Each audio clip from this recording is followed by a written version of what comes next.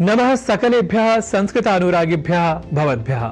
संस्कृत पाठशालायाः अभिनवकक्षायां भवतां समेषां स्वागतम्।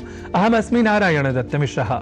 संस्कृत पाठशाला की कक्षा में आज शब्दों के शुद्ध उच्चारण और शुद्ध लेखन की श्रृंखला को लेकर पुनः उपस्थित हूं मैं आप सभी के समक्ष।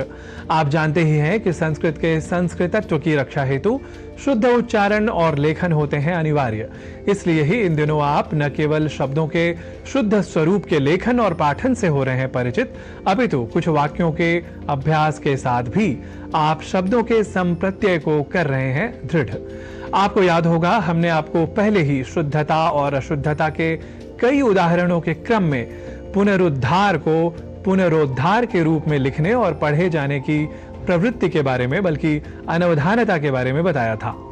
वस्तुतः दो अक्षरों के विशेष मेल से बने एक शब्द में या शब्द के अपने मूल स्वरूप में या उन शब्दों के मूल अक्षरों में जब कुछ परिवर्तन दृष्टिगत होता है तब उसे संधि कहते हैं। जैसे लेखन और अभ्यास, इन दो शब्दों के संधि होने पर एक शब्द बनेगा लेखनाभ्यास, अर्थात लेखन के अ और अभ्यास के अ के संधि होने पर आ यह अक्षर प्राप्त होता है।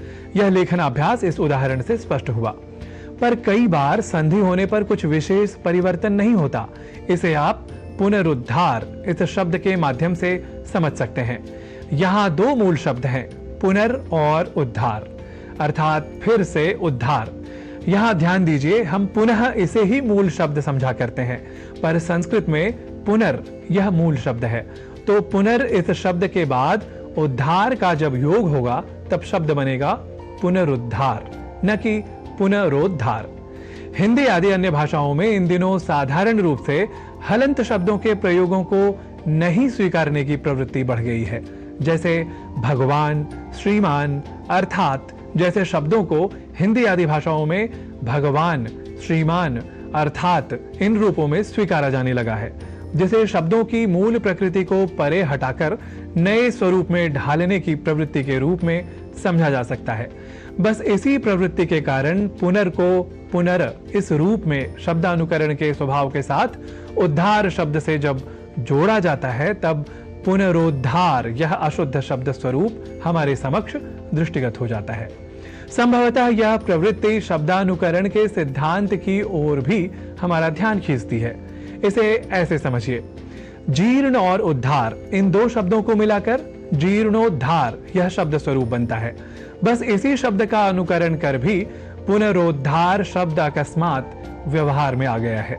तो कहने का भाव यह कि हमें इन दुष्प्रवृत्तियों से रहना है दूर और शब्दों के शुद्ध उच्चारण और लेखन के लिए आवश्यक है भाषा के मूल शब्दों के विशेष संज्ञान का।